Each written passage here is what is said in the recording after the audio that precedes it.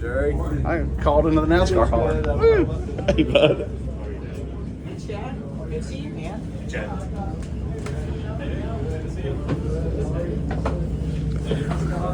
Get up.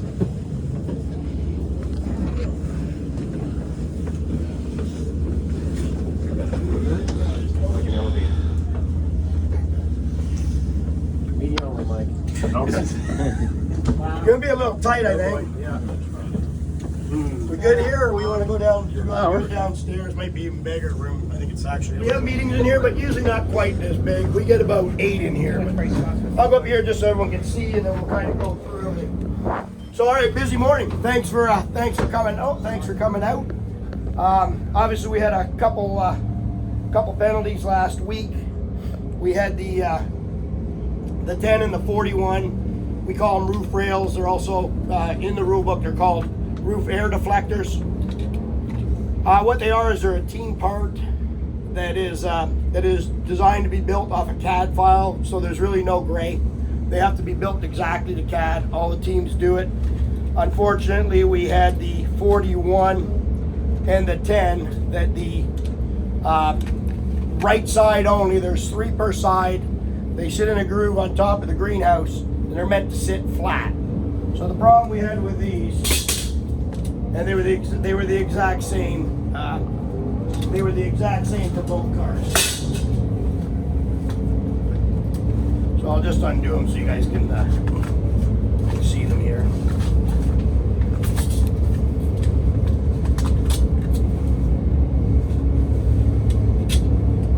So if you look at these, you'll see that they've got like a press mark. So that's been pressed.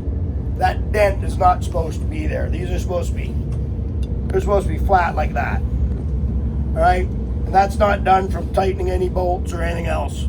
The head of the bolt is not that big. So these are pressed so they stand proud on top of the greenhouse, which is a problem.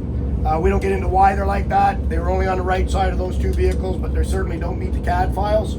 So that's what the penalty was for. It was 35 owner and 35 driver points, similar to what we've had in the past for that type of infraction. Any questions on? So they're just curved, or No, they're supposed to be curved. Those pressed marks there are not supposed to be there. That's done by a machine. They should be flat. Why can't you tell us what the advantage would be? Because we don't really know the advantage. You know, you got to go to you can go to an Aerodyne, and you know, more than likely it's something to do with air. Obviously, they were only on the right side, but it's not. You know, we don't give the reason for the intent.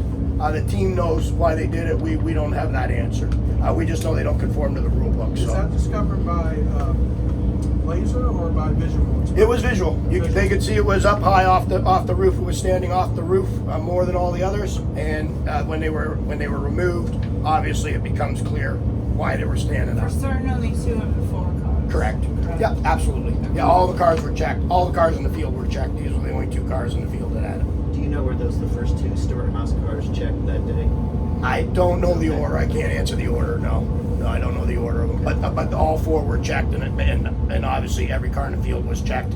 After we get anything like that, we make sure that there's, you know, not a problem going on out there that we need to dig into further. So these were the only 2. So that's the 10 and the 41. Obviously, we're all aware of Joey's deal.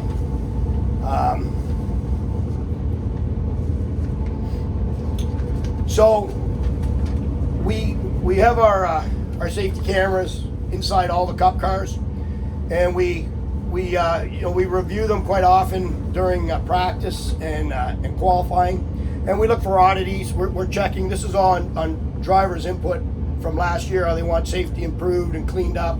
We've done a lot of shop visits over the last 2 years.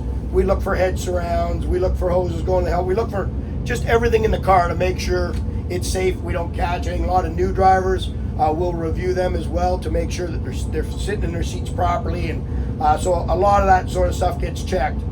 Unfortunately, when we went through and the random check on the 22, we did about 5 cars at Atlanta. And when we went through the 22, we spotted something that was obviously concerning. So I don't know how much went out to the media, but it's probably a little different than what you might have seen on TV.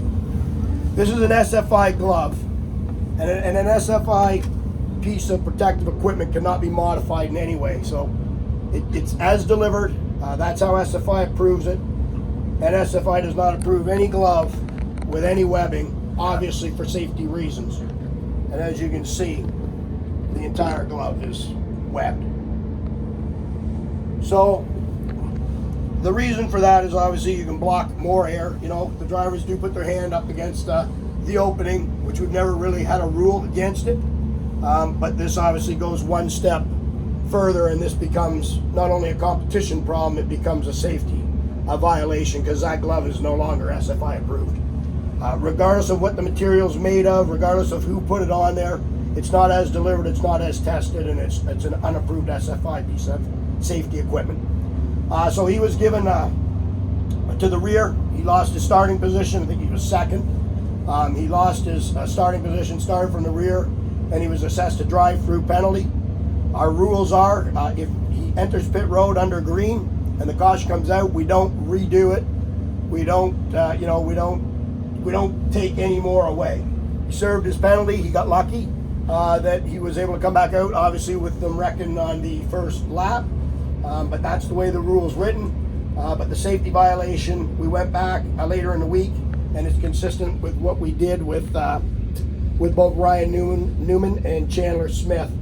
They had a different problem, but again, it was a safety item, and the drivers want us to crack down on it.